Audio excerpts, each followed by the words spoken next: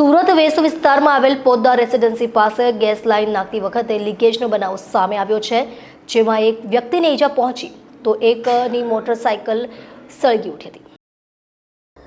સુરત શહેરમાં ગેસ લીકેજને કારણે આગ લાગવાની ઘટનામાં સતત વધારો થઈ રહ્યો છે। ગઈકાલે પણ ગોડાદરા વિસ્તારમાં ગેસ લાઇનમાં લીકેજ થતાં 4 લોકો ગંભીર રીતે દાઝી ગયા હતા। આજે આ વિસ્તારમાં ફરી એક વખત ગેસ લીકેજની ઘટના થતાં એક વ્યક્તિને ઈજા થઈ હોવાનું સામે આવ્યું છે।